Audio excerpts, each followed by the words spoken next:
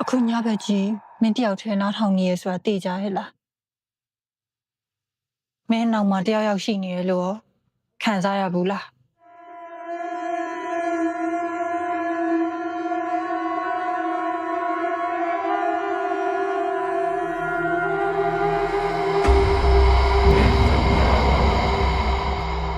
ညီမကဆလော်ကင်းယုံတစ်ခုမှအလုပ်လုပ်ပါတယ်ညီမတို့ဆလော်ကင်းယုံနဲ့ညီမတို့နေရတဲ့မိန်းကလေးအဆောင်တွေက10မိနစ်လောက်တော့လမ်းလျှောက်ရတယ်နားရက်ဆိုလို့ရှိရင်မိန်းကလေးအဆောင်ကအတန်တိတ်ဆိတ်ပြီးတော့ခြောက်ချားစရာကောင်းတာတော့အမှန်ပါပဲညီမကလည်းအလုံးဝင်တာတိတ်မကြသေးဘူးပြီးတော့မိုးဦးစာကြီးဆိုတော့အုံမိုင်းမိုင်းနဲ့စိတ်ထဲကိုမတိုးမတန်ဖြစ်စေပါတယ်ဒီမိန်းကလေးအဆောင်ကတခန်းမှာလူ10ယောက်နေရပါတယ်ကရင်ကတော့နှစ်ထပ်ကရင်လေးတွေနဲ့ပါညီမအလုပ်ဝင်ပြီးတော့တလားလောက်ကြာတော့ပထမဆုံးအလုပ်နားရက်ကိုရခဲ့ပါတယ်အခန်းပေါ်တငယ်ချင်းတယောက်နဲ့အတူတူနားတာဆိုပေမဲ့တငယ်ချင်းကသူ့ကောင်လေးနဲ့တရက်လုံးရှောက်လဲကြတယ်လေညီမကတော့ပထမဆုံးမနက်ပိုင်းမှာတင်ရေမိုးချိုးပြီးတော့အပြင်ကစားစရာတွေဝယ်လာခဲ့တယ်ပြီးတာနဲ့အခန်းကိုပဲတန်းပြီးပြန်လာလိုက်တယ်ပထမဆုံးစားတော့ပြီးတော့အိတ်မယ်လုပ်တဲ့အချိန်ညီမလက်မှာကြက်သိမ်းဖြင်းခနဲ့ထသွားတယ်အဲ့ဒါကိုညီမကအခန်းအဲကွန်ကြောင်လို့ထင်ပြီးတော့စောင့်ချုံပြီးနေလိုက်တာပေါ့ညီမတို့အခန်းကအလုံးပိတ်ခန်းကိုမှညီမခေါင်းထိုးပြီးတော့အိပ်ရတဲ့ဘက်ကအခန်းအပေါက်ဝဘက်ကိုပါပြီးတော့ညီမနေတာကလည်းအပေါ်တက်မှာပါဆိုတော့ညီမခေါင်းလဲအိပ်ပြီးတော့မကြခင်မှာပဲတခုခုကစိုက်ကြည့်နေတယ်လို့ခံစားရလို့ညီမလည်းမအိပ်ရဲတော့ဘဲနဲ့တချင်းထပြီးတော့ဖွင့်လိုက်တယ်မကြပါဘူးတယောက်ယောက်ကအခန်းတကားကိုလာခောက်တယ်အဲ့ဒီအချိန်တွားကြည့်လိုက်တော့လေဘယ်သူမှရှိမနေပါဘူးအချိန်ကတော့နေ့လယ်1 နာရီလောက်ပဲရှိပါသေးတယ်ဖြစ်ချင်တော့ညီမတို့အဆောင်ဘေးပတ်လည်မှာလဲအုတ်တိုင်းနေရအမြင်ကြီးတွေဆိုတော့ပတ်ဝန်းကျင်နဲ့နည်းနည်းတော့အဆက်အသွယ်ပြတ်နေတာပေါ့ညီမလည်းတယောက်တည်းဆိုတဲ့စိတ်နဲ့ကြောက်လာတယ်အဲ့ဒါနဲ့ညီမကတငယ်ချင်းများများဆဆလည်းမရှိသေးဘူးအပြင်လည်းမသွားတတ်သေးတော့အခန်းထဲမှာပဲပြန်ဝင်နေပြီးတော့ဂရင်အပေါ်ဓာတ်ကိုပြန်တက်လိုက်တယ်ပြီးတော့အခန်းတကားဝဘက်ကိုမျက်နှာမူစောင်းနေလဲခြုံထားရင်းနဲ့ရသမျှဖျားစာတွေကိုစပြီးတော့ရွတ်ပါတော့တယ်အဲ့ဒီအချိန်မှာပထမဆုံးဂရင်အောက်ကနေပြီးတော့တစ်တာကိုလက်နဲ့ဆွဲပြီးတော့ရှေ့တိုးနောက်ဆုတ်လုပ်တဲ့အတန်ကိုကြားလိုက်ရတယ်ညီမကတော့အခန်းထဲမှာကြွက်တွေဖြတ်ပြေးသွားတယ်လို့ပဲမှတ်ထားတာပါအဲ့ဒါနဲ့ပဲဖျားစာကိုဆက်ရွတ်နေလိုက်တယ်ဒါပေမဲ့ညီမစိတ်တွေတော်တော်လှုပ်ရှားနေပြီပြီးတော့ချက်ချင်းပဲဖျားစာကိုပြန်ရွတ်တဲ့အချိန်မှာဘသူမှမရှိတဲ့အလုံးပိတ်အခန်းထဲမှာပြီးပြင်းတောက်ခောက်တဲ့အတန်တစ်ခုကိုကြားလိုက်ရတယ်အဲ့အချိန်အရန်ကြောက်ပြီးတော့မျက်လုံးကိုစုံမိတ်ပြီးဖျားစာပဲဇက်တိုက်ရွတ်နေလိုက်တယ်ဒါပေမဲ့အခန်းထဲမှာရှိတဲ့မကျွတ်မလွတ်တဲ့ပုဂ္ဂိုလ်ကဖျားစာရွတ်တဲ့အတန်ကိုမကြိုက်ဘူးလို့ထင်ပါတယ်နောက်တစ်ခါထပ်ပြီးတော့တောက်ခောက်တဲ့အတန်ကြီးကိုလည်းထပ်ပြီးတယ်အဲ့ဒီအချိန်မှာတော့ညီမလည်းမနေရတော့ဘဲနဲ့ဆောင်းဝမဖုန်းကိုဆွဲယူပြီးတော့အခန်းအပြင်ကိုအမြန်ဆုံးပြေးထွက်လာခဲ့တယ်ပြီးတော့တငယ်ချင်းကိုဖုန်းဆက်ပြီးတော့အမြန်ပြန်လာခိုင်းလိုက်တော့တာပေါ့အဆောင်ပြင်မှာပဲညီမလည်းငုတ်တုတ်ထိုင်းဆောင်နေလိုက်တာပါတငယ်ချင်းတွေနဲ့အဆောင်ကအကြီးတွေပြောပြချက်အရာတော့သူတို့ကနှိကင်းဘက်တောင်မှအခန်းထဲမှာတယောက်တည်းမနေရဲကြဘူးတဲ့အိတ်နေရင်ဆိုလို့ရှိရင်အနားမှာခြေတန်းနေလို့စကားလာပြောတဲ့အတန်လို့တခါတလေဆိုရင်ခြေရင်းမှာငုတ်တုတ်ထိုင်းနေတယ်လို့ကြီးတွေမြင်ရတာပါတဲ့ညဘက်အပေါ်သွားလို့ရှိရင်လေအနောက်ကနေအရေးလူတွေလိုက်လာတာမျိုးတွေကြုံရတယ်တဲ့ဒါကတော့ညီမကြုံခဲ့ရတဲ့အဖြစ်အပျက်လေးပါဆိုပြီးတော့ပေးပို့လာတဲ့ညီမလေးနန်းကိုလည်းမိုးတို့မင်းနာမ channel ကကျေးဇူးအများကြီးတင်ပါတယ်ရှင်မင်္ဂလာပါခင်ဗျထိုင်းမှာကြုံခဲ့ရတဲ့အကြောင်းအရာလေးပါချွန်ပူလီမှာအလုပ်အဆင်မပြေတာနဲ့ပဲကျွန်တော်ရဲ့ကိုထက်ရဲ့ရန်လင်းအောင်ရဲ့3ယောက်သားဗန်ဘောဘက်ကိုအခန်းတစ်ရှာပြီးတော့ပြောင်းခဲ့ကြတယ်အခန်းကလည်းဈေးသက်သာတယ်နေရာလည်းကျတော့မစင်စားဘဲနဲ့တန်းငှလိုက်ကြတော့တာပေါ့ဒါပေမဲ့အဲ့ဒီအခန်းကတရေမွေးထားတဲ့အခန်းမှန်ကျွန်တော်တို့မသိခဲ့ကြဘူးပြောင်းလာပြီးတော့10ရက်လောက်ကတော့အေးဆေးပါပဲ17ရက်လောက်ရောက်တော့အမှစတော့တာပဲတကောင်ရံအချိန်ကိုရောက်လာတာနဲ့အခန်းထဲမှာအေးစိမ့်တက်လာပြီးတော့ရေချိုးခန်းထဲကနေပကံကွဲတန်နေလူတယောက်ရဲ့ဆူဆူဝါဝါငိုယိုနေတဲ့အတန်တွေပေါ်လာတယ်ကျွန်တော်ကတော့တရေတိတ်မကြောက်တတ်တဲ့သူမလို့လီတိုးတာပဲနေမှာပါလေဆိုပြီးတော့ခက်အေးအေးအိတ်နေပေမဲ့ကိုထက်နဲ့ရန်လင်းအောင်တို့2ယောက်ကတော့ကြောက်လွန်းလို့ပစိုးကြုံနေရနေတော့အပြင်ကိုမထွက်ရဲကြတော့ဘူး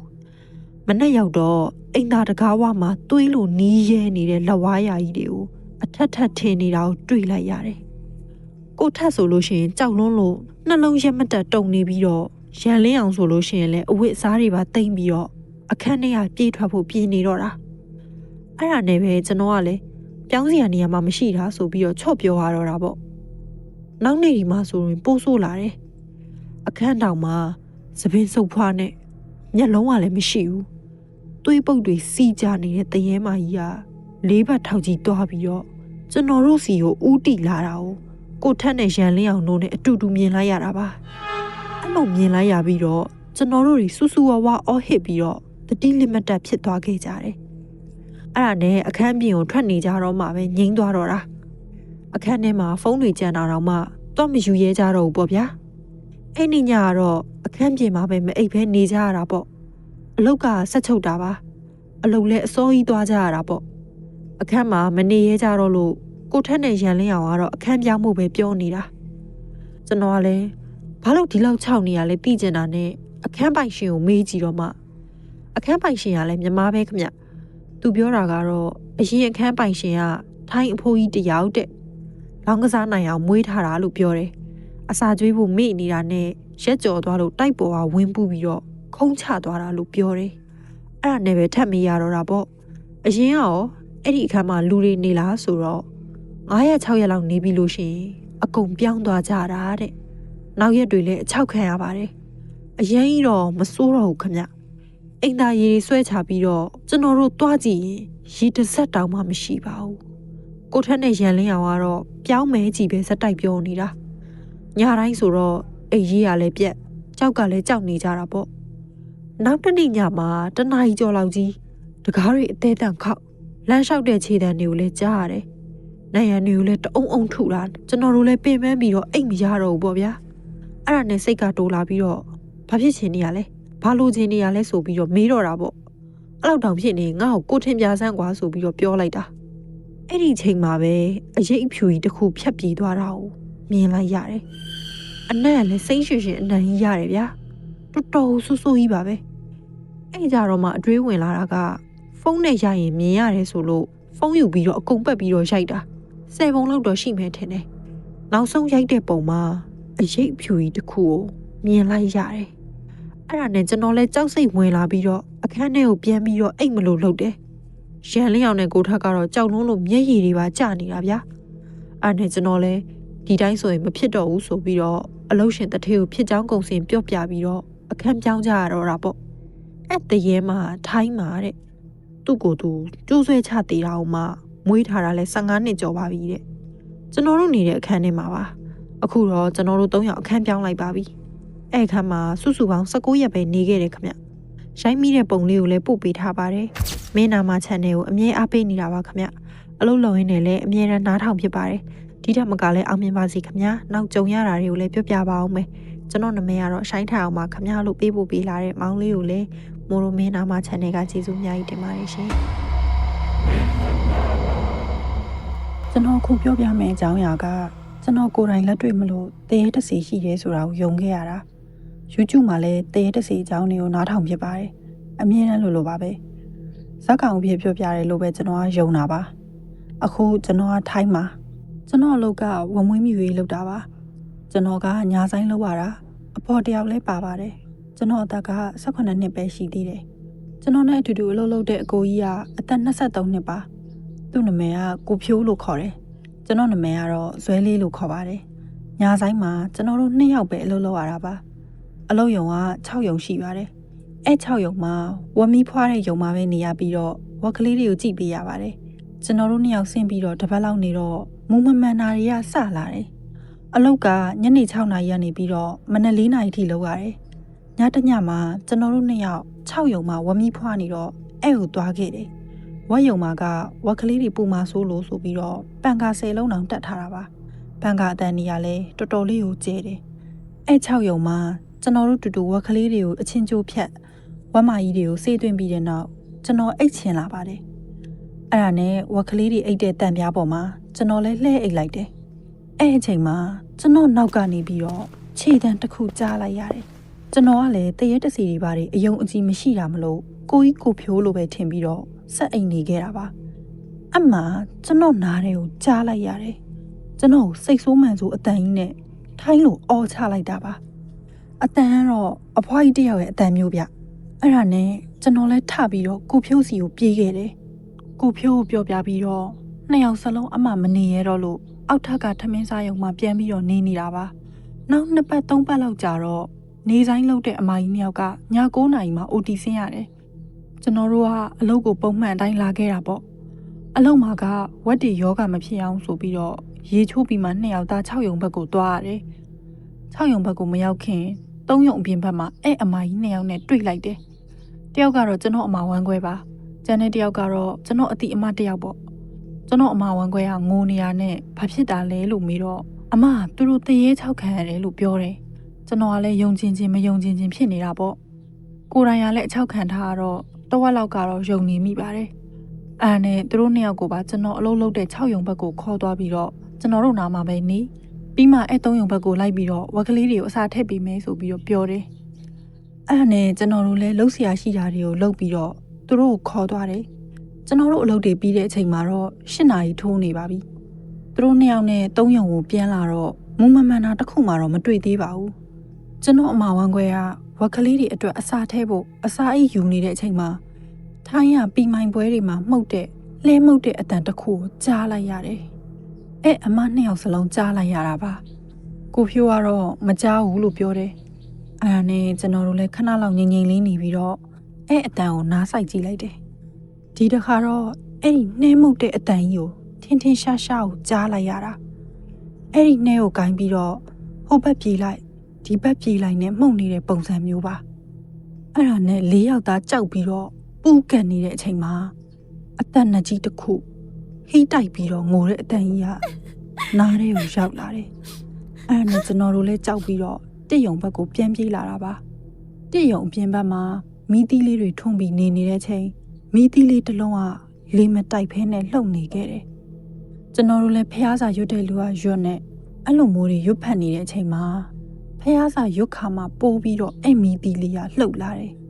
ကျွန်တော်တို့အကုန်လုံးတွေးလိုက်မိတာကသူတို့ကကို့ဗမာစကားကိုလည်းနားမလည်ဘူးဆိုတော့သူတို့အပေါ်မထိရောက်ဘူးလို့ထင်တာပေါ့အဲ့လိုလှုပ်နေတဲ့အချိန်မှာအထဲကနေဝက်စာခွက်ကိုထုရိုက်နေတဲ့အတန်လေးပါစပြီးတော့ကြားလာရတယ်အဲ့ဒါနဲ့ကျွန်တော်လည်းတကားလေးဖွင့်ပြီးတော့အထဲကိုခေါင်းလေးပဲဝင်ယုံကြည့်လိုက်တယ်ကျွန်တော်ကြည့်လိုက်တဲ့အချိန်မှာလိပ်ပြားတွေလွင့်ထွက်မတက်ကိုကြောက်ခဲ့ရတယ်ကျွန်တော်မျက်လုံးထဲမှာမြင်လိုက်ရတာကသပင်ကိုဖားလိုက်ချထားပြီးတော့ဝိယုံအဖြူနဲ့အဖွားကြီးတယောက်ကျွန်တော်လည်းမြင်ချင်းမှာကြောင်းပြီးတော့ကြည့်နေမိတယ်။သူကကျွန်တော်ကိုစိတ်ဆိုးဒေါသထွက်နေတဲ့ပုံစံကြီးနဲ့စိုက်ကြည့်နေတာပါ။သူအဲ့လိုကြည့်နေတဲ့အချိန်မှာကျွန်တော်လည်းအတိပြန်ဝင်လာပြီးတော့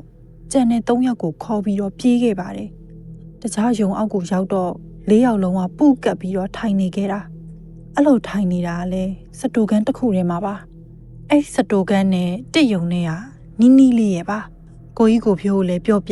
ြကြံတဲ့2ယောက်ကိုလည်းပြောပြတော့တို့လည်းကျွန်တော်ပြောတာကိုသိပြီးတော့ငိုတဲ့လူကငိုပါတော့တယ်နိုင်ကြည့်တော့လဲ8:45ဖြစ်နေပါပြီသူတို့ကလည်းပြန်ရတော့မှလေယုံထဲမှာကကျွန်တော်တို့2ယောက်ပဲကြံခဲ့တော့မှကိုကြီးကိုဖြိုးကတစ်ယုံကိုကြည့်နေတဲ့အချိန်မှာတစ်ယုံထဲမှာအရန်ကိုစူညံပွက်လို့ရိုက်နေခဲ့ပါတယ်နှဲမုတ်အတန်နေရောဝက်အော်တဲ့အတန်နေရောပေါ့အဲ့ဒါနဲ့မနဲ့ကြတော့ကျွန်တော်တို့လည်းတထေးကိုညဖြစ်ပျက်ခဲ့တာတွေကိုပြောပြတော့သူလည်းပန်းကုန်းနေပါတယ်နဲ့ဘာပန်းကုန်းလဲတော့မသိဘူးရောင်စုံလေးတွေဗျအဲ့ဒါလေးတွေကိုဝက်ယုံအစွန်ဟိုးဘက်ဒီဘက်တွေမှာလိုက်ချိတ်ပေးပါတယ်အဲ့လိုချိတ်ပေးပြီးတော့မှပဲငိမ့်သွားတာပါသူတို့စကားပြန်နဲ့ပြောတာကတော့ဒီဝက်ယုံကဝက်မတင်တာ4နှစ်လောက်ရှိပြီတဲ့နေစရာမရှိတဲ့တရေတွေလည်းနေမှာပေါ့ကျွန်တော်ကတော့တရေတစ်ကောင်နဲ့မဟုတ်ဘူးလို့တော့ထင်တယ်ကျွန်တော်လည်းဒီတစ်ခါတော့တရေတစ်စီရှိတာကိုတကယ်ကိုယုံသွားပါပဲကျွန်တော်လည်းအဲ့လိုပဲပြောတတ်တော့ရင်းနေအောင်ချက်သိမ်းထားတယ်ခင်ဗျကျွန်တော်လက်တွေ့ရတော့အဲ့ဒါပါပဲအခုလိုလေး Telegram အကောင့်မှာလာပို့ပေးထားတဲ့မောင်လေးကိုလည်းမိုးတို့မင်းနာမ channel ကကျေးဇူးအများကြီးတင်ပါတယ်ရှင်ကျွန်တော်နာမည်ကိုခန့်ပါထိုင်းနိုင်ငံချွန်ဘူရီခရိုင်ထဲမှာနေပါတယ်အဲ့ဒီတော့ကကျွန်တော်စက်ရုံတစ်ခုမှာအလုပ်သမားတစ်ယောက်အနေနဲ့လုပ်ကင်ခဲ့ပါတယ်စီးပွားရေးခြေနေရလည်းတိတ်မကောင်းတော့ကုန်ကျစရိတ်တွေကလည်းများတယ်အခန်းကမော်တော်ဆိုင်ကယ်အရေးကြကြီးအဲ့ဒါပြင်နေမှာရှိတဲ့မိဘတွေစီကိုလည်းငွေပြန်ပို့ရသေးတယ် အဲ့ဒါကြောင့်အလုပ်စင်းချိန်နောက်ပိုင်းချိန်တွေကိုဆိုင်ကယ်ကယ်ရီလိုက်ပြီးတော့အပေါ်ဝင်ငွေရှာဖို့ဆုံးဖြတ်ခဲ့တယ်ကျွန်တော်အလုပ်လုပ်တဲ့ဆိုင်ကယ်ဝင်းကလမ်းကြားဝတနေရာမှာရှိပါတယ်အဲ့ဒီနေရာကလူစီကားတဲ့ရက်ကွက်အကြီးကြီးတစ်ခုမှရှိတာပါနေဘက်ဆိုလို့ရှိရင်လူတအားစီပါတယ်စီပင်တာယာဈေးလည်းရှိတယ်အလုပ်လုပ်တဲ့လူတွေကလည်းရှိတာမလို့ဝင်ငွေကတော့တော်တော်လေးကောင်းပါတယ်ဒါပေမဲ့ပုံမှန်အားဖြင့်တော့ကျွန်တော်ကညနေပိုင်းတွေပဲကယ်ရီဆွဲဖြစ်တယ်အလုပ်စင်းချိန်ကနေည7:00 နာရီဝန်းကျင်လောက်ထိပါပဲဒါပေမဲ့တောက်ကြနေတို့စနေနေ့တို့ဆိုရင်တော့ည1:00 နာရီ2:00 နာရီထိကိုဆွဲဖြစ်တယ်ဘာဖြစ်လို့လဲဆိုတော့အဲ့ဒီအချိန်ကလူတွေအလဲဘက်ကပြန်လာတဲ့အချိန်ဒါမှမဟုတ်ညဆိုင်ဆင်းပြီးတော့ပြန်လာတဲ့လူတွေများတဲ့အချိန်မလို့လေကယ်ရီကလည်းတောင်းလို့ကောင်းတာပေါ့အဲ့ဒီအကြောင်းကတော့စနေနေ့ညတညမှာဖြစ်ခဲ့တာဗျအဲ့ဒီညကညဦးပိုင်းဖြစ်ပြီးတော့ရာသီဥတုကအတော်လေးကိုပူပြင်းအိုက်ဆက်နေတယ်ဒါပေမဲ့ညတကောင်ရန်ရောက်လာတဲ့အချိန်မှာရုတ်တရက်မိုးရွာတော့မလို့နဲ့လေတွေပြင်းပြင်းထန်ထန်တိုက်လာတယ်ဗျ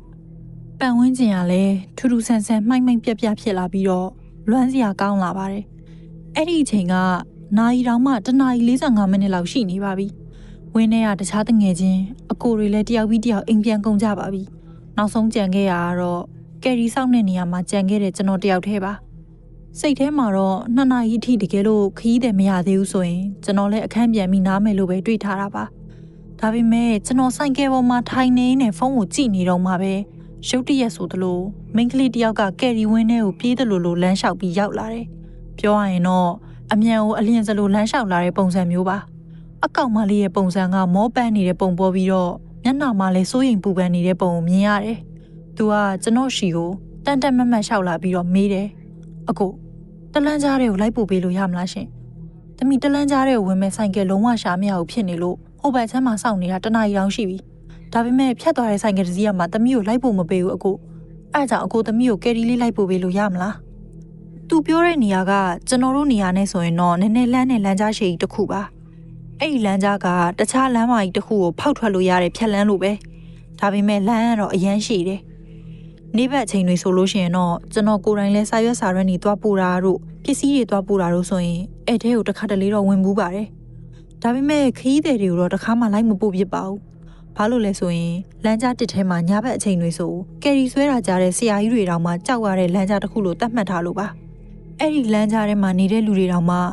10 နာရီကျော်ပြီဆိုတာနဲ့အပြင်ထွက်မဲ့လူမရှိတော့ပါဘူးအဲ့ဒီလမ်းလူတွေတောင်မှအပြင်မထွက်ရဲတာကျွန်တော်တို့ဆိုရင်ပို့ဆိုးတာပေါ့ဗျာဒါပေမဲ့ကျွန်တော်ကိုယ်တိုင်ကတော့တရေကိုတိတ်မကြောက်တတ်ပါဘူးတခါမှလည်းတရေချောက်တဲ့အဖြစ်ပြန်မျိုးနဲ့မကြုံဘူးသေးလို့ဖြစ်မယ်ထင်တယ်ဒါပေမဲ့ဒါတွေကပါဇက်ပြောတန်တာကြီးတက်တက်လို့လည်းမတွေးမိဘူးယုံတာလည်းယုံတယ်မယုံတာလည်းမယုံဒါပေမဲ့တိတ်တော့လည်းအလေးမထားမိဘူးပေါ့ပြီးတော့အခုအချိန်မှာမိန်းကလေးတယောက်တည်းည2 နာရီနီးပါးကြီးကိုမျက်နှာငယ်နဲ့တယောက်တည်းရက်နေတာမြင်လိုက်ရတော့ကျွန်တော်အတော်လေးလဲတနာသွားတယ်အဲဒါကြောင့်အဲ့ဒီလမ်းကိုကယ်ရီလိုက်ဖို့ကျွန်တော်ဆုံးဖြတ်ခဲ့ပါတယ်ကောင်မလေးကိုလည်းရိုးရိုးသားသားပဲပြောလိုက်တယ်ရတယ်ညီမလေးဒါပေမဲ့အကိုစီးနည်းနည်းတော့ပိုးယူမယ်နော်ဘာလို့လဲဆိုတော့လမ်းကလည်းနက်တယ်ညကလည်းတော်တော်နက်နေပြီပြီးတော့အကိုဆိုင်ကယ်တစ်စီးတည်းပြန်ထွက်ရမှာဆိုတော့အပြန်ကြလို့ရှိရင်လည်းခရီးတယ်ပြန်ပါဖို့ကမသေးကြဘူးလေအဲ့ဒါကြောင့်ပါအဲ့လိုပြောလိုက်တော့ကောင်မလေးကဈေးတောင်မစဲဖဲနဲ့ခေါင်းငိမ့်ပြပြီးတော့ဆိုင်ကယ်နောက်ခုံပေါ်အမြန်တက်ထိုင်လိုက်တယ်ကျွန်တော်လည်းဆိုင်ကယ်ဆက်နှုတ်ပြီးတော့တလန်းကြားဘက်ကိုချက်ချင်းမောင်းထွက်လာခဲ့တယ်တလန်းကြားရဲ့လမ်းထဲကိုလှည့်ဝင်လိုက်တဲ့အချိန်မှာပဲပတ်ဝန်းကျင်မိန်းလမ်းမကြီးနဲ့လုံးဝကိုကွာခြားသွားတယ်လမ်းမကြီးပေါ်မှာကလမ်းမီးတွေထိမ့်လင်းနေပြီးတော့ကားတွေကလည်းတစည်းတလေဖြတ်သွားနေတော့မယ်ဒါပေမဲ့အဲ့ဒီလမ်းကြားတွေကိုလှည့်ဝင်လိုက်တာနဲ့အရာရာတိတ်ဆိတ်ပြီးတော့ခြောက်ကပ်သွားပါတယ်လမ်းရဲ့အစာပိုင်းတော့ကတော့လူတွေရဲ့အိမ်ရှိမီးတွေကနေထွက်လာတဲ့အလင်းရောင်တွေရှိသေးတယ်ပိတ်ထားပြီးသားမီနီမတ်တစ်ဆိုင်လည်းရှိပြီးတော့စိတ်နဲ့တက်တာရစေမဲ့လမ်းမီးတိုင်တွေကိုလည်းမြင်နေရသေးတယ်ဒါပေမဲ့ပြဿနာကဘာလဲဆိုတော့အဲ့ဒီခရီးတဲ့ကောင်မလေးရဲ့အိမ်ကပိုးပြီးတော့ဟို့အတွင်ပိုင်းနဲ့ကိုရောက်နေတာပါပဲတွားနေရင်နဲ့ရက်ကွက်လမ်းဝအပိုင်းကိုကြောသွားပြီးတော့စိတ်ငြိမ်ပြီးတော့ခြောက်တွေ့နေတဲ့မြေလွတ်တွေရှိတဲ့နေရာဘက်ကိုရောက်လာတယ်လမ်းရဲ့နှစ်ဖက်အချမ်းမှာတအိမ်တလေတောင်မရှိတော့ပါဘူးလမ်းရဲ့ဘေးပတ်လင်းမှာလည်းလူတရက်နီးပါးလောက်မြင့်တဲ့မျက်ပင်ရိုင်းတွေပဲရှိတော့တယ်ရှိနေတဲ့တခုတည်းသောအလင်းရောင်ကတော့အရှိဘက်ကိုထိုးထွက်နေတဲ့ကျွန်တော်ရဲ့ဆိုင်ကယ်ရှိမီးရောင်ပါပဲဆိုင်ကယ်ကစပြီးတော့အဲ့ဒီခြုံပုတ်တော်တွေကိုဝင်လိုက်တဲ့အချိန်မှာချက်ချင်းခံစားလိုက်ရတဲ့ပထမဆုံးအချက်ကအေးတံပါပဲရင်ထဲကိုအေးစိမ့်သွားပြီးတော့လက်ကလည်းစက်သိမ်းမွေးညင်းနေပါထလာတယ်အစာပိုင်းမှာတော့ကျွန်တော်နဲ့ခီးတဲ့ကောင်မလေးတို့ပုံမှန်ပဲစကားပြောလာခဲ့ကြတာပါဒါပေမဲ့အဲ့ဒီခြုံပုတ်တော်ဘက်ကိုရောက်တာနဲ့တပြိုင်နက် ကောင်မလေးကရုတ်တရက်ကြီးငြိမ်ကြသွားတယ်ဘာစကားမှဆက်မပြောတော့ပါဘူးကျွန်တော်လည်းဘာမှတော့အထူးတလဲမတွေးမိပါဘူးအဲ့ညီမလေးမောသွားလို့အိမ်အမြန်ပြန်ခြင်းနေလို့ဖြစ်မှာပါလို့ပဲတွေးလိုက်မိပါတယ်ဒါပေမဲ့နောက်ပိုင်းမှာတော့တခုခုမူမမှန်တော့ဘူးဆိုတာကိုကျွန်တော်စပြီးတော့ခံစားလာရတယ်နောက်ကျောဘက်ကကျွန်တော်ရဲ့ခြာကင်အင်ကြီးအောက်စာကိုကိုင်းထားတဲ့ကောင်မလေးရဲ့လက်ကပိုးပြီးတော့တင်းတင်းကြပ်ကြပ်စုပ်ကိုင်းလာတာကိုခံစားလိုက်ရတယ်ကျွန်တော်ကြောပြင်ကိုတင်းကျပ်နေအောင်ဆွဲဆန့်ထားသလိုဖြစ်လာတဲ့အထိပါပဲကျွန်တော်လဲလမ်းပေါ်ကကျင်းတွေကိုသတိထားပြီးတော့ဆိုင်ကယ်ကိုတေချာဂယူးဆိုင်ပြီးမောင်းနေခဲ့တယ်ကောင်မလေးလည်းပြုတ်ကြမှာကြောက်လို့နေမှာပါလို့ပဲတွေးပြီးတော့ကျွန်တော်ဘာမှဂယူးမဆိုင်မိပါဘူးကျွန်တော်မောင်းတာအရမ်းမြန်သွားလို့အင်ကြီးစားကိုအရမ်းတင်းနေအောင်ကိုင်းထားတာနေမှာပါလို့ပဲတွေးခဲ့တယ်ဒါပေမဲ့ပိုးပြီးတော့ခန်းစားလာရတာတခုကအဲ့ဒီလက်တွေကတုံရင်းနေပါတယ်အကိုမောင်းတာအရမ်းမြန်သွားလို့လားညီမလေးလမ်းကလည်းမှောင်နေတော့လေအကိုလမ်းကိုတေချာမမြင်ရလို့ပါအဲ့လိုပြောလိုက်ပေမဲ့နောက်ခုံကနေဘလို့မှတုံ့ပြန်တဲ့အတန်ထွက်မလာခဲ့ဘူးအင်ကြီးကိုဆွဲထားတဲ့အားကပိုးပြီးတော့တင်းကျပ်လာသလိုဖြစ်လာတယ်ကျွန်တော်လည်းထူးဆန်းလာသလိုခံစားရတာနဲ့ဘယ်ဘက်အချမ်းအကြည့်မှန်ကိုစောင့်ငယ်ကြည့်ဖို့ဆုံးဖြတ်လိုက်တယ်ဘက်ကြည့်မှန်နေပြီးတော့တခုခုမူးမမှန်တာရှိမရှိကိုသိကျင်လို့လေအဲ့ဒီအချိန်ကတော့အဲ့ဒီညရဲ့ကြောက်စရာကောင်းတာတခုအစာပြိုးလာခဲ့တာပါပဲကျွန်တော်ကြည့်မှန်ထဲမှာမြင်လာရတာကအခြားဆိုင်ကယ်တစ်စီးရဲ့အဝိုင်းပုံစံမီးအောင်တစ်ခုကကျွန်တော်နောက်ကိုအနီးကပ်လိုက်လာတယ်အမြင်နဲ့ခံမှန်းရလို့ရှိရင်တော့ကွာအဝေးက10မီတာလောက်ပဲဝေးတော့မယ်ထင်တယ်ပထမဆုံးမြင်လိုက်ရတဲ့အချိန်မှာကျွန်တော်တက်ပြင်းချလိုက်မိတယ်စိတ်ထဲမှာလည်းအနည်းဆုံးတော့လမ်းသွားပေါ်ပါလာသေးတာပဲဒီလိုလူရှင်းတဲ့လမ်းကြားမှာနောက်ထပ်ဆိုင်ကယ်တစ်စီးလိုက်လာတာဆိုတော့အားနည်းနည်းတော့တက်တာပေါ့နည်းနည်းလေးစိတ်အေးရတယ်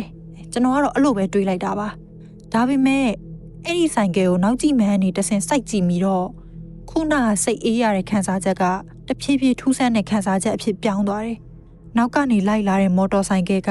ဟွန်ဒါအမျိုးအစားပါတော်တော်လေးလဲဟောင်းနှံ့နေပါပြီစက်တန်ကလည်းအရန်ကိုတိုးတယ်တိုးလွန်အားကြီးလို့ကျွန်တော်ရဲ့နောက်မှာဆိုင်ကယ်တစ်စီးပါလာတယ်ဆိုတာကိုတော့မှသတိမထားမိလောက်တဲ့အထိပါပဲရှေ့မီးရောင်ကလည်းအတော်လေးကိုမှိန်ဖြော့ဖြော့နေပါဒါပေမဲ့ကျွန်တော်ကိုစပြီးတော့သတိထားမိစေတာကဆိုင်ကယ်မောင်းတဲ့လူရဲ့ထိုင်နေတဲ့အမူအရာပါပဲသူကခန္ဓာကိုယ်ပိမ့်ပိမ့်ပပနဲ့အရက်ရှည်တဲ့ယောက်ျားတစ်ယောက်ဖြစ်မယ်ထင်တယ်ခမလက်ရှိချခင်အင်ကြီးချင်းမောင်းမီကိုလည်းဝစ်ထားတယ်ဆိုင်ကယ်အုပ်ထုတ်တော့စောင်းမထားပါဘူးဒါပေမဲ့လမ်းကမှောင်းမဲနေတာမလို့အဲ့လူရဲ့မျက်နှာကိုတော့ကျွန်တော်တက်တက်ကွက်ကွက်မမြင်ရပါဘူးအရိပ်လောက်ပဲမြင်ရတာပါအထူးဆန်းဆုံးအချက်ကတော့သူ့ရဲ့ထိုင်နေတဲ့ပုံစံပါပဲပုံမှန်မော်တော်ဆိုင်ကယ်မောင်းတဲ့သူတယောက်ရဲ့ပုံစံကိုတွေးကြည့်ရင်ကျွန်တော်တို့ဆိုင်ကယ်မောင်းတဲ့အခါတွေမှာကိုယ်ခန္ဓာကိုတက်တောင့်တက်တာပဲထိုင်ကြတယ်လေပခုံးကိုလှုပ်ရှားတာလက်ကိုရွှေ့တာလမ်းကြည့်ဖို့ဘယ်ညာလှည့်တာတွေရှိတတ်တယ်လေအထူးသဖြင့်ဒီလိုရွှွန့်တွေဂျိုင်းနေများတဲ့လမ်းမှာဆိုလို့ရှိရင်ဂျိုင်းနေတဲ့ကိုဆိုင်ကယ်ကြတဲ့အချိန်နဲ့ခေါင်းကတော့ဟိုဘက်ဒီဘက်ရမ်းရတာမျိုးရှိစမြဲပါပဲဒါပေမဲ့အဲ့ဒီယောက်ျားကြောကိုမတ်နေအောင်တောင့်တောင့်ကြီးထိုင်ထားပါတယ်ရုပ်ထူကြီးတစ်ခုလိုမျိုးတောင့်တောင့်ကြီးဖြစ်နေတာပါလေဘင်းကိုမမတ်ထောင်းထားပြီးတော့ရှေ့တက်တဲ့တနေရာတွေကိုပဲစိုက်ကြည့်နေတယ်ဘယ်နေရာမှနည်းနည်းလေးမှမလှုပ်ရှက်ပါဘူးလက်နှစ်ဖက်ကလည်းဆိုင်ကယ်လက်ကင်ကိုတင်းတင်းကင်ထားပြီးတော့ဆန့်ဆန့်ကြီးတိုင်းပဲလူသားတယောက်ရဲ့ပုံစံနဲ့လုံးဝမတူတာကြီးကိုတော်တော်လေးသဘာဝမကျတာကြီးကိုမြင်လိုက်ရတာပါအဲ့အချိန်မှာကျွန်တော်ရဲ့အုံနောက်ကအမျိုးမျိုးစပြီးတော့တွေးလာပါတော့တယ်အဲ့ဒီယောက်ျားကလူဆိုးဖြစ်မလားဒါမှမဟုတ်လူရက်တဲ့လူတယောက်ယောက်များဖြစ်မလားဆိုပြီးတော့ပေါ့ကြောက်တဲ့စိတ်ကကျွန်တော်ရဲ့ခေါင်းထဲကိုဝင်လာတယ်ဆိုင်ကယ်နှစ်စီးရဲ့အကွာအဝေးကိုခက်ခွာခွာဖြစ်သွားစေချင်တာနဲ့ကျွန်တော်ဆိုင်ကယ်ကိုနည်းနည်းပို့ပြီးတော့အချိန်တင်လိုက်တယ်ဒါပေမဲ့ကျွန်တော်ဘလောက်ပဲကလစ်ကိုလိမ့်ပြီးတော့အချိန်လုံးမြင့်ပါစေအောင်တော့အဲ့ဒီဆိုင်ကယ်ရဲ့မီးရောင်လေးကတော့အရင်အတိုင်းတိတိကျကျတူညီတဲ့အကွာအဝေးမှာပဲရှိနေတယ်ကျွန်တော်ဆိုင်ကယ်ရဲ့အမြန်နှုန်းကိုတူအောင်သူကလိုက်ပြီးတော့ညှိနေတယ်လို့ပဲအဲ့ဒီမှာကျွန်တော်ညာဘက်ကိုဆိုင်ကယ်ကွေ့ပြီးတော့ဝင်ရမယ်လမ်းကြားဘက်ကိုရောက်လာတယ်အဲ့ဒီတော့ခီးတဲ့ကောင်မလေးပြော့ပြထားတဲ့အိမ်ရှိမှာဆိုင်ကယ်ကိုထိုးရလိုက်တယ်အဲ့ဒီလိုလမ်းချိုးကွေ့ဝင်သွားတဲ့အချိန်မှာတော့ကျွန်တော်လည်းနောက်ကလိုက်လာတဲ့ဆိုင်ကယ်ကတန်တန်ဆက်လိုက်လာလားဒါမှမဟုတ်တခြားဘက်ကိုပဲကွေ့သွားလားဆိုတာကိုသတိမထားမိတော့ပါဘူးကျွန်တော်ဆိုင်ကယ်ရက်သွားတာနဲ့တပြိုင်နက်အဲ့ဒီခရီးတဲ့ကောင်မလေးကဆိုင်ကယ်ပေါ်ကနေအမြန်ဆုံးခုန်ဆင်းလိုက်တာကျွန်တော်ဆိုင်ကယ်တောင်မှလဲကြမတက်ပါပဲသူကအိတ်ထဲကနေပတ်စံကိုအမြန်နှိုက်ပြီးတော့ကျွန်တော်ကိုထုတ်ပေးပါတယ်လက်ထဲကနေပတ်စံနေပေးတော့ကလည်းသူ့ရဲ့လက်တွေအရန်တုံနေတာကိုကျွန်တော်သတိထားမိလိုက်တယ်မျက်နှာကလည်းစက်ကူစုပ်လိုမျိုးဖြူဖက်ဖြူရောဖြစ်နေပြီးတော့မျက်လုံးတွေကလည်းအရန်ကြောက်နေတဲ့ပုံစံနဲ့ပြုတ်ကျဲနေပါတယ်သူကလမ်းကြားဝဘက်ကိုပဲတောက်လျှောက်ကြီးကြည့်နေတာပါကောင်မလေးရဲ့ပုံစံက အရန်ထိတ်လန့်စရာကောင်းတဲ့ကိစ္စတစ်ခုခုနဲ့ကြုံလာရတဲ့လူတစ်ယောက်လိုဖြစ်နေတာမလို့ကျွန်တော်လဲစိုးရိမ်တကြီးနဲ့မေးလိုက်တယ်။ညီမလေးဘာဖြစ်လို့လဲ။ဘာလို့လောက်မျက်နှာပြက်နေရလဲ။နောက်ကဘသူပါလာလို့လဲ။ तू ကခဏလောက်တွေ့ဝေးသွားပြီးတော့မှဘယ်ညာကိုလှည့်ကြည့်လိုက်သေးတယ်။ပြီးတော့မှဘသူမှမကြောက်အောင်လို့စိုးရိမ်တဲ့ပုံစံနဲ့တူတူလေးပြောတယ်။ဆိုင်ကယ်နားကိုကတ်လာပြီးတော့ခန္ဓာကိုယ်နည်းနည်းကိုင်းပြီးပြောတာ။ဘာမှမဟုတ်ဘူးအကို။ဒါမဲ့ညီမအကိုတခုလောက်တော့သတိပေးပြရစီ။အကိုဆိုင်ကယ်နဲ့ပြန်ထွက်သွားတဲ့အခါကျရင်လေအဲ့ဒီမော်တော်ဆိုင်ကယ်ကိုအကိုကတွေ့ခဲ့တယ်မလား။အဲ့ဒီဆိုင်ကယ်ကိုအကိုတက်တွေ့မယ်ဆိုလို့ရှိရင်လုံးဝမကြည့်နဲ့။အာယုံလည်းမဆိုင်နဲ့။ဆိုင်ကယ်အချိန်ကိုလည်းလုံးဝမလျှော့နဲ့နော်။အကိုအမြန်ဆုံးမောင်းထွက်သွားလိုက်။ညီမပြောတာကိုသတိရနေတော့အကို။အဲ့လိုပြောပြီးတော့စကားဆုံးတာနဲ့တပြိုင်နက်ကောင်မလေးကအိမ်ထဲကိုအမြန်ဆုံးပြေးဝင်သွားတယ်။ကျွန်တော်ကတော့ငိုင်းပြီးတော့ကြံခဲ့တာပေါ့။သူပြောသွားတဲ့စကားတွေကိုလည်းကျွန်တော်အုံနောက်ထဲမှာတဝဲလေလေနဲ့တွေးနေမိတယ်။တရေကိုမယုံကြည်တတ်တဲ့လူတစ်ယောက်မလို့အဲ့ဒီချိန်တုန်းကတော့သူဘာပြောချင်လဲဆိုတာတော့မသိခဲ့ပါဘူး။ခုနကကောင်မလေးနောက်ကိုလိုက်လာတာ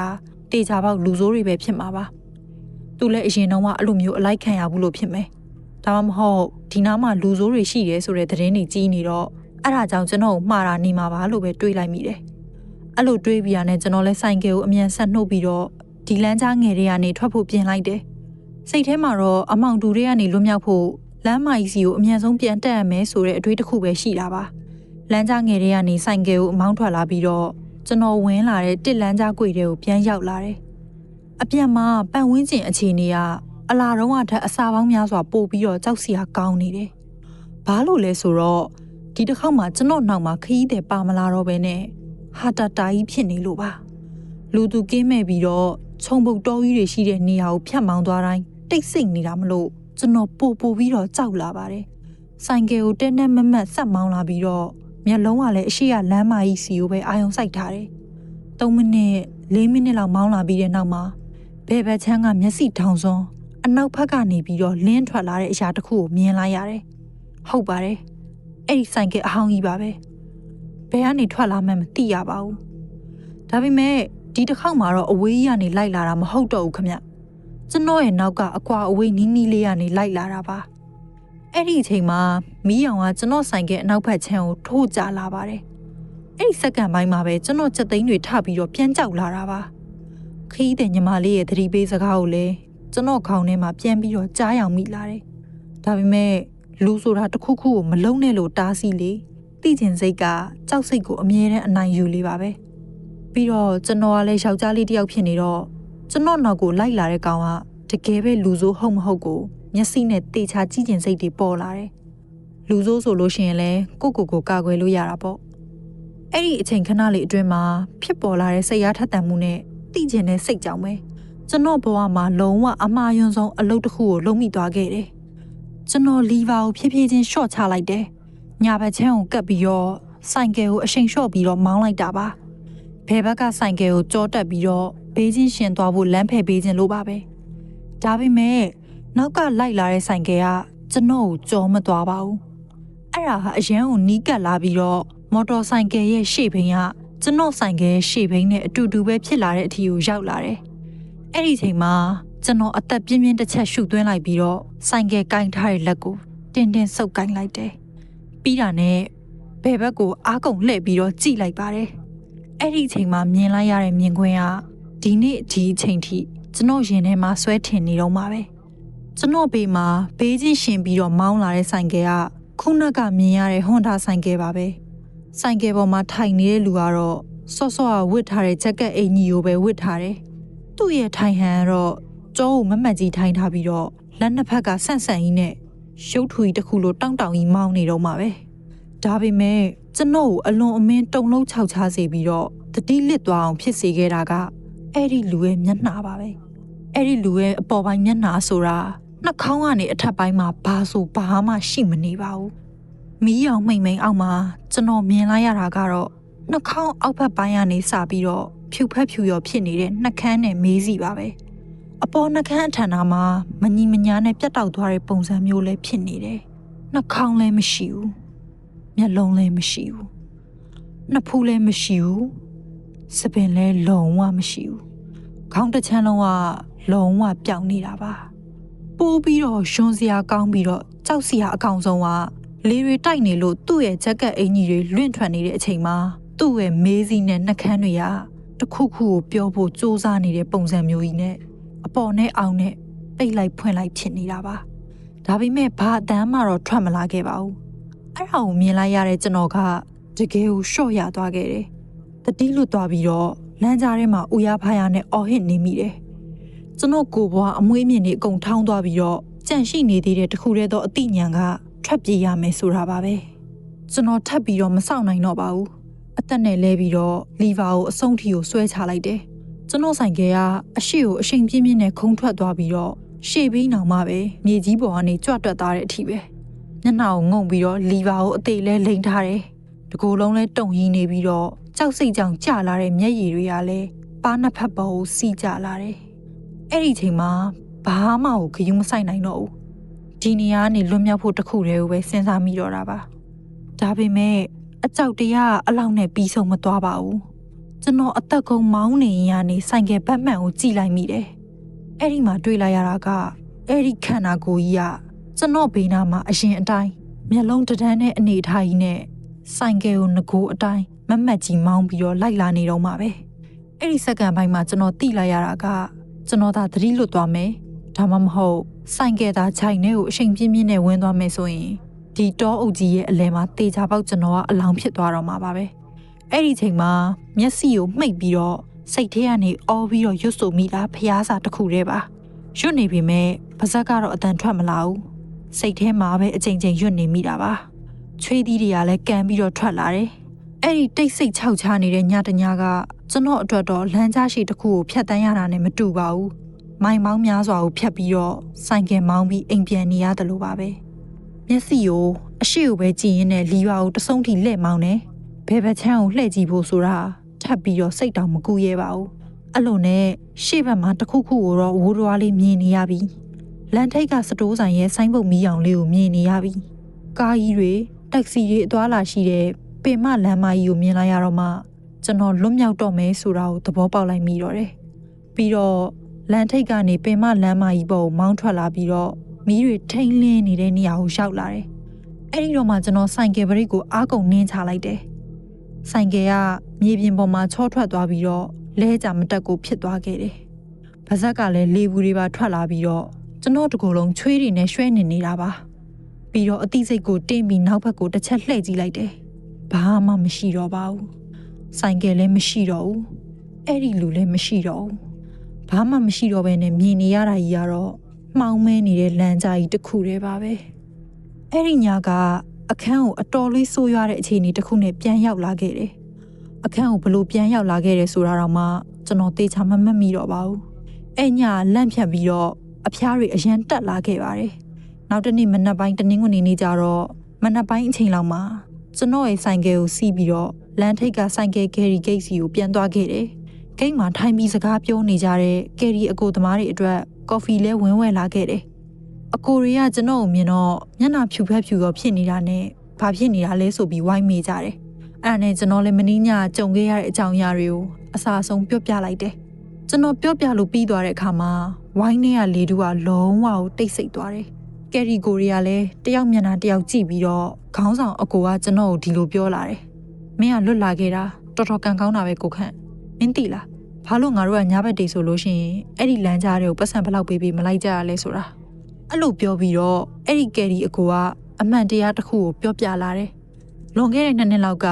အဲ့ဒီနေရာမှာနေတဲ့ဒိုးလုံးလို့ခေါ်တဲ့လူငယ်တယောက်ရှိခဲ့ဘူးပါတယ်တဲ့။ဒိုးလုံးကဆိုင်ကယ်ကိုစတန့်ထွင်ပြီးတော့စီးရတာအရန်ဝါသနာပါတယ်။ဆိုင်ကယ်ကိုအရှိန်အသက်ကုန်တင်းပြီးတော့မောင်းရတာလည်းအရန်ကြိုက်ပါတယ်။အထူးသဖြင့်အားလက်ရဲ့ညနေပိုင်းတွေဆိုရင်ဒိုးလုံးကအိတ်စောဖောက်ပြီးတော့လမ်းကြားထဲမှာတရှိန်ထိုးစီးလိရှိတယ်။ဘာလို့လဲဆိုရင်အဲ့လမ်းကြားအတော်လေးရှည်ပြီးတော့ဖြောင့်ဖြူးနေလို့ပါပဲ။ရှင်သွားလာလဲတိတ်ပြီးတော့မရှိသလောက်နဲ့တော့ဒိုးလုံးရဲ့ဆိုင်ကယ်အိတ်စောတန်ကိုအမြဲတမ်းအကျယ်ကြီးကြားတတ်တယ်။ဖြစ်စဉ်ဖြစ်ပွားခဲ့တဲ့ညကအချိန်ကခံမှန်းချေအားဖြင့်တော့ည2 နာရီလောက်ရှိမယ်ထင်တယ်။ဒိုးလုံးလည်းသူ့ရဲ့ဆိုင်ကယ်ကိုစတန့်ထွင်ပြီးတော့မောင်းဖို့ပုံမှန်အတိုင်းဆိုင်ကယ်ကိုအချိန်ပြင်းပြင်းနဲ့မောင်းထုတ်လာခဲ့တယ်။ပြီးတော့လမ်းဆုံးအနားကမျက်ရိုင်းတွေထူနေတဲ့နေရာအထိဆိုင်ကယ်ကိုတရှိန်ထိုးမောင်းသွားခဲ့တယ်။ ဒါပေမဲ့အဲ့ဒီညကန်ဆိုးကျင်တော့စောက်လုပ်ရေးလုပ်ငန်းသုံးကုမ္ပဏီတစ်ခုရဲ့12ဘိန်းကားကြီးတစ်ခုကဆက်ချိုရင်းပြီးတော့မှောင်မဲနေတဲ့ခြုံတော်ဘေးမှာဆက်ရက်ထားခဲ့တယ်ပြဿနာကအဲ့ဒီ truck ကားပေါ်မှာပါလာတဲ့စောက်လုပ်ရေးတန်ချောင်းတွေကအပြည့်တင်လာတာဖြစ်နေတာပါအဲ့ဒီတန်ချောင်းတွေကကားအနောက်ဘက်ကိုကိုယ်ရကနေပြီးတော့1မီတာလောက်ထိကိုငေါထွက်နေခဲ့တယ်ပိုးဆိုတာက truck ကားသမားကပေါ့စာလွန်းလို့တန်ချောင်းထိပ်မှာအနီရောင်အဝိစာတစ်ခုခုကိုလည်းချီနှောင်းမထားခဲ့ဘူးအရေးပေါ်အချက်ပြမီလဲဖွင့်မထားခဲ့ဘူးအဲ့ဒါတွေမကသေးပဲနဲ့ကားကိုပစ်ပြီးတော့အလုတ်သမားစခန်းမှာသွားအိမ်နေခဲ့တာပါကားကိုတော့စောက်လုပ်ရေးလုပ်ငန်းခွင်ရဲ့ဘေးမှာပဲလေးဆိုပြီးတော့ဒီတိုင်းအမှောင်ထဲမှာရက်ပြီးတော့ပစ်ထားခဲ့တယ်ဆိုင်ကယ်ကိုအရှိန်နဲ့မောင်းလာတဲ့ဒိုးလုံးကတော့ညအမှောင်တူကြောင်ရောလမ်းမီးတွေမရှိတာကြောင်ရောထရက်ကားရဲ့နောက်ပိုင်းကိုလုံးဝမမြင်ခဲ့ပါဘူးအဲ့ဒီတော့ဒိုးလုံးရဲ့ဆိုင်ကယ်ကထရက်ကားနောက်ပိုင်းကိုအရှိန်ပြင်းပြင်းနဲ့ဝင်းဆောက်မိသွားပါတယ်ဒါကဆိုင်ကယ်နဲ့ကားတိုက်မိတာမျိုးမဟုတ်ပါဘူးဒိုးလုံးကိုယ်တိုင်ကတန်ချောင်းပုံကြီးတွေကိုဝင်းပြီးတော့စောက်မိသွားတာပါအဲ့ဒီစောက်မိတဲ့အရှိန်နဲ့တန်ချောင်းတွေကသူ့မျက်နှာကိုဖောက်ထွက်သွားပြီးတော့မျက်နှာတစ်ချမ်းကြီးကပြတ်တော့မလို့ဟာစီဖြစ်သွားခဲ့တာပါတဲ့ဆိုင်ကယ်ကယ်ရီအဖွဲရောက်သွားတဲ့အချိန်မှာဒိုးလုံးကဆိုင်ကယ်ထိုင်ကုန်ပေါ်မှာဆက်ပြီးတော့ခွာလျက်သားကြီးရှိနေတော့မှာပဲတဲ့လက်တွေကလည်းဆိုင်ကယ်လက်ကင်ကိုတင်းတင်းကင်ထားပြီးတော့သူ့ကိုယ်တိုင်ကလည်းနောက်ဆုံးအသီးစိတ်ကဆိုင်ကယ်ကိုဆက်မောင်းနေတော့မယ်လို့ထင်နေတဲ့အတိုင်းပါပဲညနာအပေါ်ချမ်းကတော့တန်ချောင်းတွေထိုးမိပြီးတော့ပြတ်ထွက်မလို့ကြီးဖြစ်နေတာပါအဲ့ဒီနေရာစားပြီးတော့ဒိုးလုံးရဲ့ဝိညာဉ်ကဘယ်မှမသွားဘဲနဲ့အဲ့ဒီလမ်းမကြီးကိုဆွဲနေပါတယ်ညနေပိုင်းတွေဆိုရင်လမ်းကြားတစ်ထဲမှာဆိုင်ကယ်ပတ်စီးနေတာပါတဲ့ဒေသခံတွေနဲ့အဲ့ဒီနာကယ်ရီသမားတွေအားလုံးကတော့အဲ့ဒီအကြောင်းကိုကောင်းကြီးသိကြပါတယ်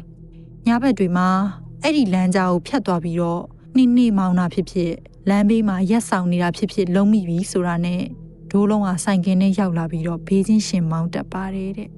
အထူးသဖြင့်စိတ်အားငယ်တတ်တဲ့လူတွေဒါမှမဟုတ်ဆိုင်ကယ်ကိုအရှိန်လျှော့ပြီးတော့စူးစမ်းကြည့်ကျင်တဲ့သူတွေဆိုရင်ဒိုးလုံးကလမ်းကြားကနေထွက်ပြေးတဲ့အထိဘေးကနေလိုက်ပြီးတော့ခြောက်တက်တယ်တဲ့အဲ့ဒီအကြောင်းတွေအားလုံးကိုကြားပြီးတဲ့နောက်မှာတော့ကျွန်တော်တကူလုံးစပင်းတွေထောင်ပြီးတော့ကြက်သိန်းတွေထားလာတယ်အဲ့ဒီလူရဲ့မျက်နှာပုံစံကကျွန်တော်ခေါင်းထဲမှာအခုထိမှတ်မိနေတော့မှာပဲအဲ့တုန်းကခရီးတဲ့ညီမလေးဘာဖြစ်လို့ဖြူဖက်ဖြူရောမျက်နှာဖြစ်နေတာလဲဆိုတာနဲ့အဲ့ဒီလမ်းထဲကိုဝင်လာတော့ကကျွန်တော်အင်ကြီးကိုဘာလို့တင်းနေအောင်ကင်ထားလဲဆိုတာကိုအခုမှပဲသဘောပေါက်တော့တယ်။ तू ကအဲ့ဒီအချိန်တုန်းကဒိုးလုံးကျွန်တော်တို့နောက်ကနေလိုက်လာတာကိုမြင်သွားလို့ဖြစ်မယ်။ तू ကျွန်တော်ကိုသတိပေးခဲ့တာကလည်းကျွန်တော်အပေါ်စေတနာထားလို့ပါပဲ။အဲ့ဒီညစားပြီးတော့ကျွန်တော်ဆုံးဖြတ်လိုက်တယ်။ညဘက်ကယ်ရီဆွဲတာကိုလုံးဝရက်ပစ်လိုက်ဖို့ပါ။ပတ်စံနည်းနည်းပဲရရင်တော့မှစက်ရုံမှာအချိန်ပိုဆင်းပြီးတော့လုပ်ဖို့ပဲဆုံးဖြတ်လိုက်တယ်။စိတ်အေးချမ်းသာစွာနဲ့ဘာမှမသိတဲ့အရာတွေအကြောင်းတော့အသက်အန္တရာယ်ကိုထပ်ပြီးတော့မစွန့်စားကျင်တော့ပါဘူးမိုးတို့တင်တဲ့ဗီဒီယိုလေးတွေကိုလက်မလွတ်တမ်းနားထောင်ခြင်းနဲ့ဆိုရင်တော့ခေါင်းလောင်းလေးကိုနှိပ်ထားဖို့အကြံပေးခြင်းပါတယ်ရှင်အဲ့တော့မိုးကိုအားပေးနေတဲ့သူလေးတွေကကိုယ့်ရဲ့တက်တီကိုကြွားဖို့အတွက်ဘယ်အချိန်မှနားထောင်နေလဲဆိုတာကိုကွန်မန့်ထဲမှာကြွားခဲ့သွားပေးအောင်နော်